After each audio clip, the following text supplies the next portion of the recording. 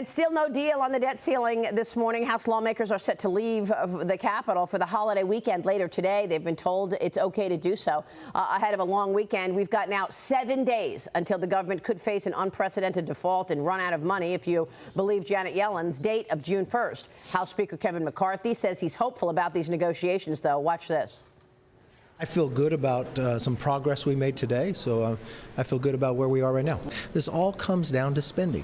We need to spend less this year than we spent last year. It's simple. The Democrats have spent too much money, more than ever in the history of America, and we have more money coming in. This is a moment in time that we actually should be paying off our debt, not borrowing more. And in fact, a new Fox News poll finds the majority of Americans believe the debt ceiling should only be raised if spending cuts are included. Well, just 27% say that they think it should be raised cleanly without any cuts to spending. Joining me right now is Texas Congressman, member of the House Foreign Affairs Committee and Armed Services Committee, Ronny Jackson. Congressman, it's always a pleasure. Thanks so much for being here this morning. Thank you, Maria. What are the common ground? Is it the fact that the president will not agree to spending cuts? Where are we in terms of this stalemate?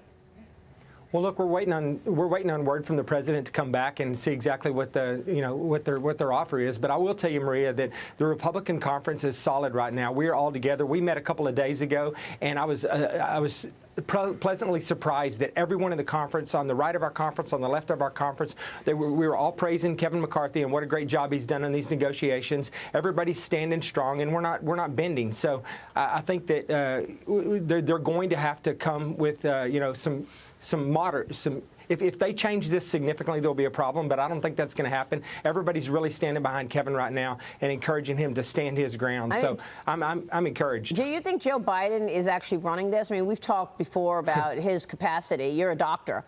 Do you think he's in charge or somebody else directing him to not accept any cuts? I think he's being his strings are being pulled by the far left, by the progressives in the party, and I think that's pretty obvious at this point. There's been a couple of indications where he's wanted to get together and compromise and see things the way that the Republicans do with regards to future spending, and I think that they pulled him back on that. I don't think he has any real control over what's going on right now. I think that he's just being told what to do. I honestly do. Go ahead, Cheryl. Well, one of your colleagues on the left, Congresswoman Jayapal, she made some very disconcerting comments a couple of days ago, basically saying that if there is no deal for the debt ceiling, that the people are going to take to the streets. It was almost, I have to say, a call to action, if you will, which is a little disconcerting. But that progressive rhetoric, in particular from the squad, how loud are those voices and how much are they being taken seriously, do you think, from your Democratic colleagues in the House? Well, I think most Democrats in the House don't agree with the ideology of the far left and the squad and the hardcore progressives in the Democrat Party. But you can agree with me that from day one of the Biden administration, they have actually called the shots. I mean, they have incredible authority over the party. I don't get it. I don't understand exactly why it works that way. But they make a lot of noise, and for whatever reason, the Biden administration, I think it's honestly because there are a lot of like-minded people in the West Wing that are progressives themselves. But they call the shots in the Democrat Party. They really do. And right now we've got Fitch, one of the ratings agencies, putting the U.S. ratings on negative watch. So this is having real implications. We're likely to see a market trade down until we actually get some news on this. So we've got a spotlight on it. But I got to get your take on China as well. Commerce Secretary Gina Raimondo is going to be meeting with the Chinese Commerce Minister for dinner tonight in Washington. This will be the first cabinet-level meeting between U.S. and Chinese officials in Washington during the administration. China's Commerce Minister also expected to sit down with U.S. Trade Representative Catherine Tai on the sidelines of the Asia-Pacific Economic Cooperation Trade Ministers meeting happening in Detroit. Congressman, what do you want to see from these meetings? Why is it that every time we're talking about China, the U.S. is always on defense, despite the fact that the CCP keeps up with these provocations, like a spy balloon, sending military secrets back in real time to Beijing?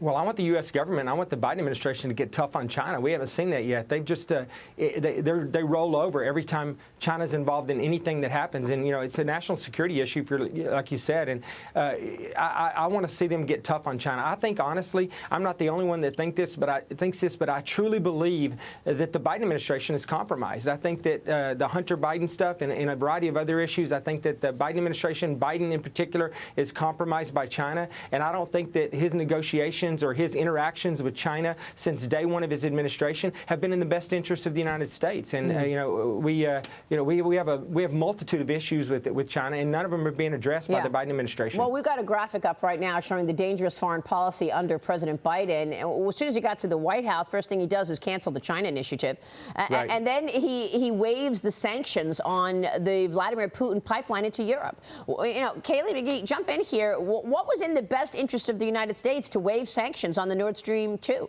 And then, of course, we had the Afghanistan withdrawal, which was totally botched. We lost 13 servicemen.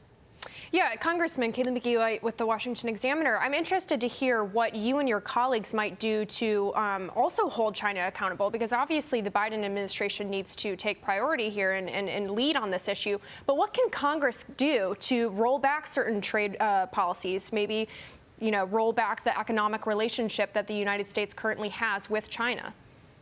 Well, I think we're looking at that right now. We have the Select Committee on China, and they're meeting on a regular basis and looking at these the opportunities. But I think that we need to be tough with China, and I just don't think we do that. And militarily, they're a huge concern right now. What's going on, and I think that they're a constant threat to roll into Taiwan at any day. That's going to put us in a real situation from a national security standpoint. And what do we do about that? Do we, does that drag us into a war? So these are serious concerns, and someone needs to be addressing China as an adversary and not as not as an ally. And I think that the Biden administration, to some extent, treats them like they're an ally and just a routine trade partner, but they're not. They're a full-blown adversary at this point, and they're a threat to this country. Yeah. Well, they continue to call the CCP a competitor.